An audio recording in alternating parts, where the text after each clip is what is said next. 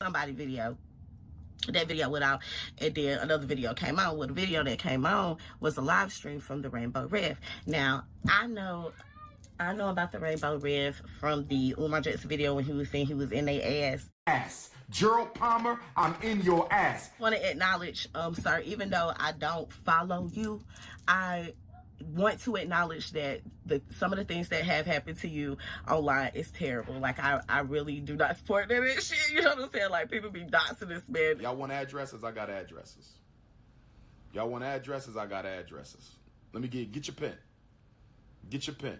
If you live in Kansas City, I'm going to give you Gerald Palmer's address right now. They're trying to get this man fired. Now we can call your job, okay? Now we can go ahead and reach out to them. And again, you guys can reach out to them by contacting them. Here's a little map of how to get there if you need to. And yeah, this is the location, okay? And found false charges. Like, that's not what it is. Now, if you're really out here hurting people, then, you know, that's another thing. But I don't believe that man, you know, is doing, like, 75% of the stuff that people say he doing. And everybody has strange hobbies and stuff like that. So I'm digressing on that. But I just wanted to acknowledge, Mr. Rainbow, sir, that, you know, some of the things that have happened to you, I'm sorry, you know, but I did not partake in the festivities. Anyway, a lot of people don't like you. Now, I normally didn't follow you, but it found false charges. Like, that's not what it is. Now, if you're really out here hurting people, then, you know, that's another thing. But I don't believe that man, you know, is doing, like, 75% of the stuff that people say he doing. And everybody has strange hobbies and stuff like that. So I'm digressing on that. But I just wanted to acknowledge, Mr. Rainbow, sir, that, you know, some of the things that have happened to you, I'm sorry, you know, but I did not partake in the festivities. Anyway, a lot of people don't like you. Now, I normally didn't follow you, but it found false charges. Like, that's not what it is. Now, if you're really out here hurting people, then, you know, that's another thing. But I don't believe that man, you know, is doing, like, 75% of the stuff that people say he doing. And everybody has strange hobbies and stuff like that. So I'm digressing on that. But I just wanted to acknowledge, Mr. Rainbow, sir, that, you know, some of the things that have happened to you.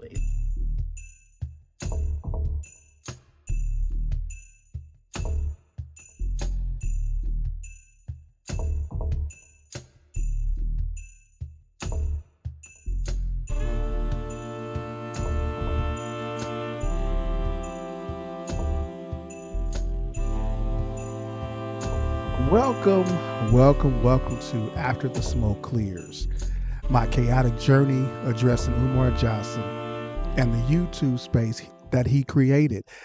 My name is Gerald Palmer, also known as Rev G, and I know people watching this and listening have no idea who the hell I am.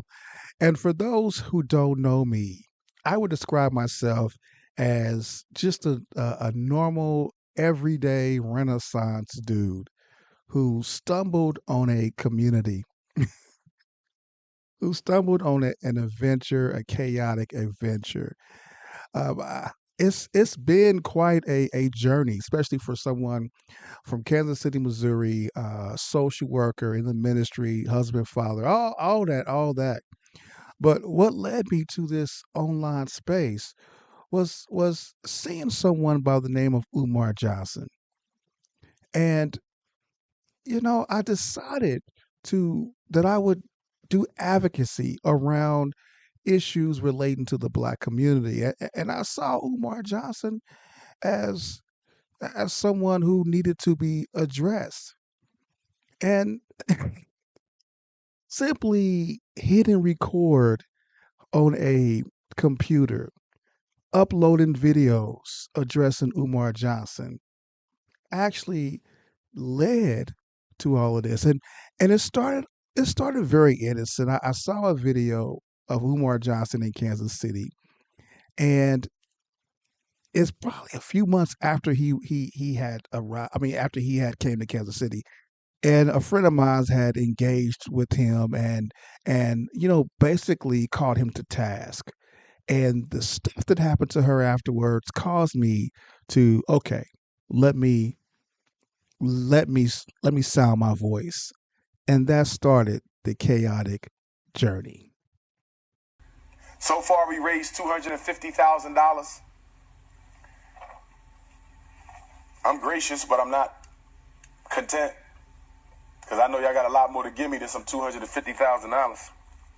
When Darren Wilson killed Michael Brown, white folks gave him $300,000 in 3 weeks for his defense. And Dr. Umar Johnson is trying to build a state-of-the-art school for black boys that y'all all know I need. And after 6 months, I only got $250,000. Trifling ass black people. I'm going to call it like I say it. And I don't care if you get offended. We can handle that outside. We trifling. I should have been had that $2 million. I should have had that $2 million 30 days after I started the fundraiser on May the 20th. It don't make no sense. So far, we raised $250,000. I'm gracious, but I'm not content. Because I know y'all got a lot more to give me than some $250,000. When Darren Wilson killed Michael Brown, white folks gave him $300,000. Everywhere you go is disrespect. Can't make a move without a YouTube check. 7-figure, 6-figure, 5-figure, 4, 3, 2, 1. Who's knocking at your door? Everywhere you go is disrespect. Can't make a move without a YouTube check. 7-figure, 6-figure, 5-figure, 4, 3, 2, 1. Who's knocking at your door? As I stated in the intro, what attracted me to the Umar Johnson's attracted me to his platform was him appearing in Kansas City, Missouri. This is, I don't know, mid 2010-ish, 12-ish, 13-ish, 15-ish. It all comes and goes. But he presented himself like someone who can have a rational conversation.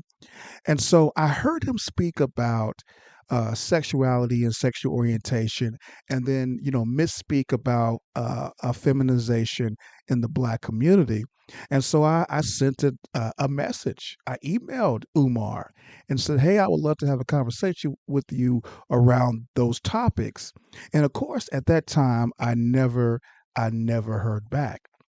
So I start diving more into Umar Johnson, and I start seeing his lectures and his live streams, and I'm like, this dude is now he's raising money for a school, and he's talking about mental health, and he's giving misinformation about mental health in the Black community, and wait a minute, he's laying on the couch and you know looking googly eye into the screen and flirting with Black mothers, and I started feeling like, hey, this message of this guy's message is causing more harm than it is uplifting the Black community.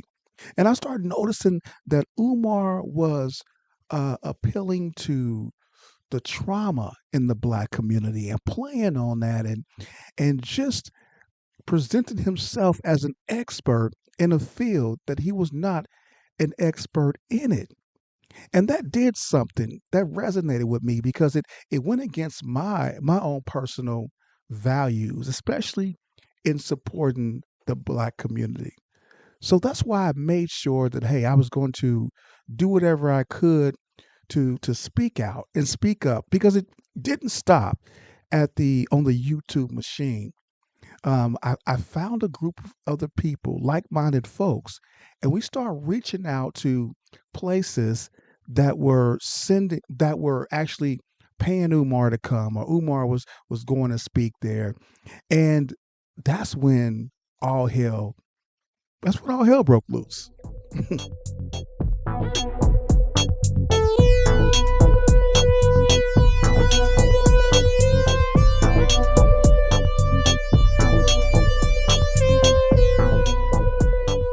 So as things started to heat up, as Umar Johnson started paying attention to what we were doing, he started mentioning me and others by name. And again, I had a small YouTube following. Hey, I didn't even know who I was. But I started to get more emails sent to me, voicemails sent to me. People started requesting to add me on Facebook. And I was so naive to this whole idea of clout chasing. Now, it wasn't the idea that I had clout, but because Umar Johnson was mentioning me by name, I noticed a lot of wannabe content creators on YouTube started reaching out to me. And the the interactions that stood out the most to me is I can I can go back now and I can look at some of those people who were reaching out to me, who were saying, "Hey, I love what you do. I'm sorry that, all this is happening to you. I like to support you." And that was like early 2021, 2019, 2020. And when I look back now, those are the same people who I realized that it was fake support, because now they are the biggest detractors. They're the ones that has been stalking, has tried to virtually and really literally ruin my life and my reputation. And I never thought that it would come to that. So it, it, I'm thinking, like, what was it like to realize that some people who I thought that were supporters were actually trying to use me for their own gain? And that was just nonsense to me. I mean, it just blew me away that there would be some people who really did not care about the mission, did not really care about my plight and what was happening, because I, I as time went by, Umar started to send people our way. And these false friendships, they really impacted my ability to actually trust genuine supporters. Even to this day, I will not add people that I really don't know on Facebook. I don't engage a whole lot with people I don't know on social media and email, because I still remember, you know, how I remember that day when everything started to click with me. And I remember it was early 2021. And I remember I was on someone else's live stream, and I started to see people saying negative things about me and started to, like, pretty much attack me. And I started putting two to two together, and I was like, wait a minute. These are some of the same people that were sending me emails and messages of encouragement, with also emails of saying, "Hey, can you read this that I wrote? Can you drop me your phone number? I'd like to talk about something I like to work with. I like to work on with you." And that's when it started to hit me that the support was only transactional. And it blew me away. I mean, it truly blew me away that this this was fake befriending for social standing in the Umar Johnson sector.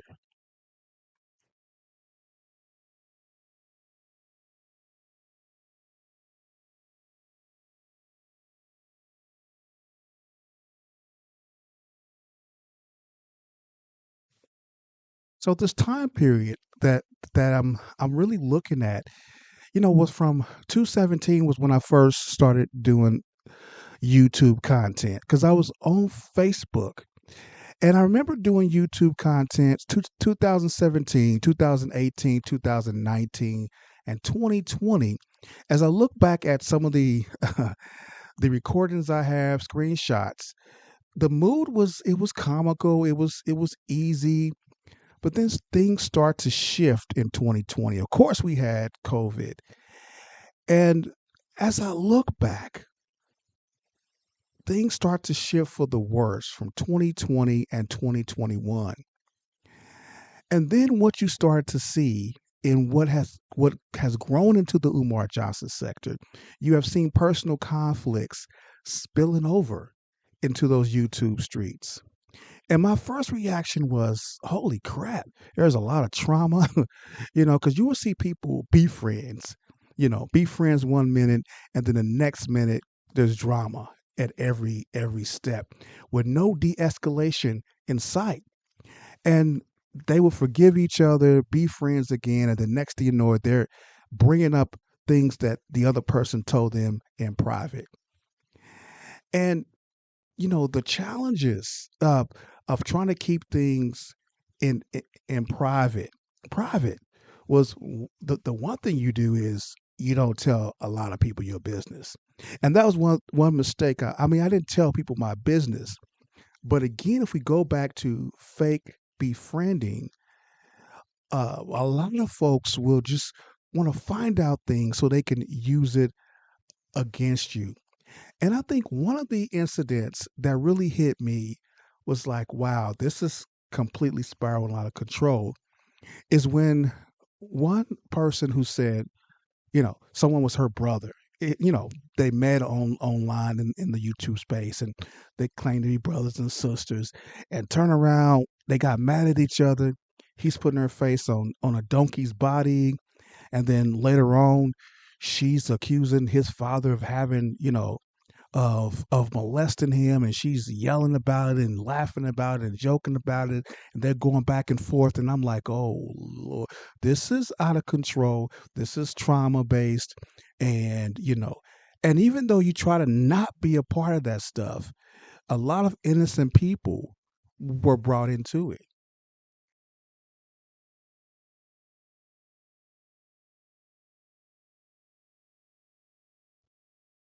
And so I'm looking at all this, and I, another part of this was, I remember growing up, and I would hear this term, carrying rotten bones. And that was when people come to you with information, you don't realize that they're also taking information with them to give it to the same people that they're bringing you information about. And I did not notice that this was happening to me until I was no longer the flavor of the month, until a lot of the attacks started happening. And it was like, you just like, oh, the smoke. That's when the smoke is coming, and you don't really see it until you see it.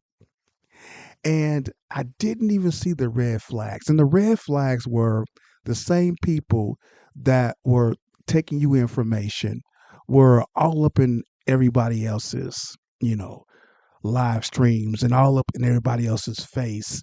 And they're telling you, oh, the reason why I'm doing that is because I'm getting information for you. But you realize that's the same exact thing that they're saying to the other person.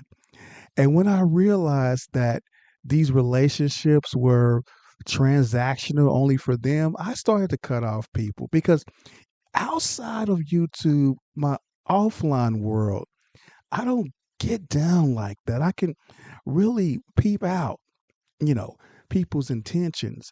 But for some reason, around this time, again, it was 2020, but it has started from the beginning.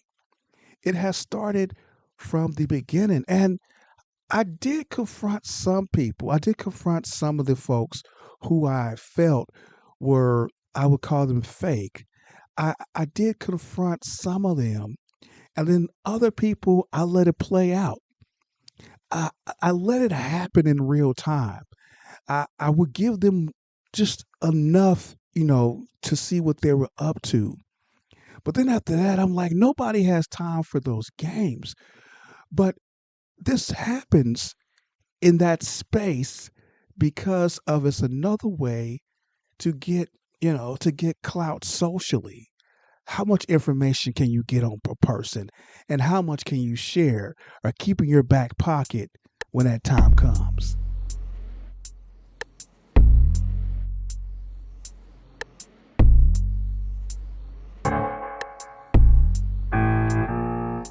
In other spaces. See, Ref G can't come to our sector and have these types of conversations because we already know what type time he's on.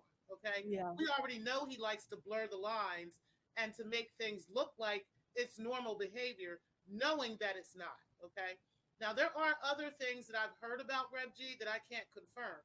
For instance, I heard that he was a part of the Nambula situation, right, where they have I think it's the National Association for Men Who Love Boys or something like that. Okay. But what you said about him being associated with Nambla, I did not know that, and I'm disgusted more so by him. Disgusted. That is Yo, hard. somebody sent me an email to help me combat him. And that's how I found out that one of his heroes and one of his idols is Harry Hay. Oh my God. That is horrible. Yeah. Yeah, So he's out of control, bro. Gerald Yo, Palmer. the plot thickens. Hold on. Let Get me part see. one. Which one is it? It's right underneath. It's right underneath 4. The one without the number on it. But that's Gerald Palmer. The thumbnails, right there. I think that's one right there without the number on it. Now, along with the character attacks came probably one of the most disgusting ones, and it's those claiming that I was a child predator, and those are very serious accusations. And I'm thinking, how did these gain traction?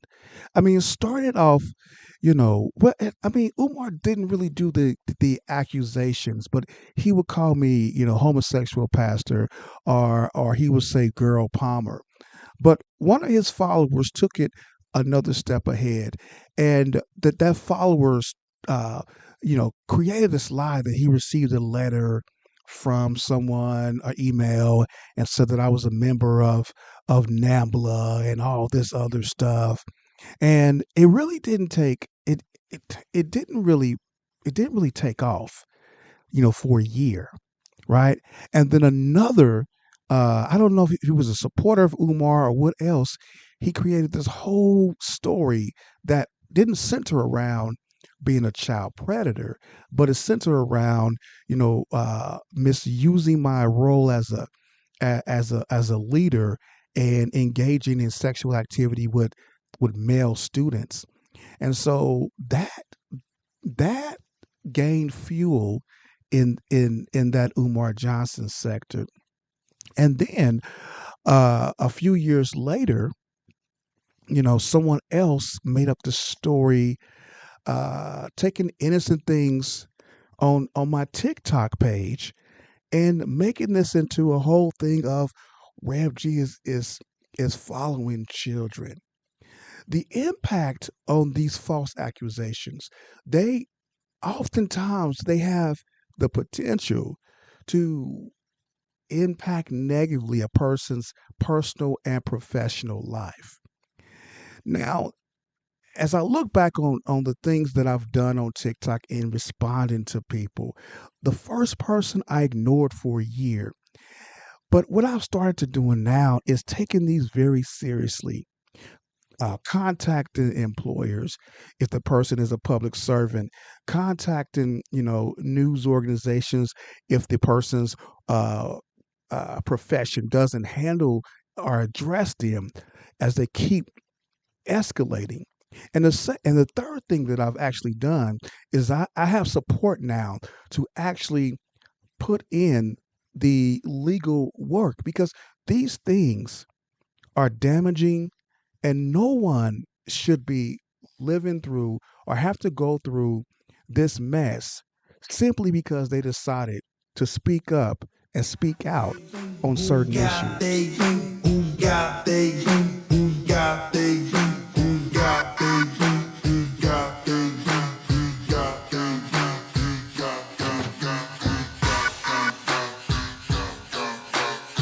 And I could not laugh off the false child predator accusations.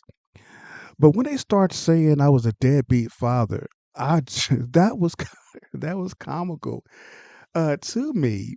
It first started merging with a content creator that was really a supporter of Umar Johnson. And my initial reaction was, really?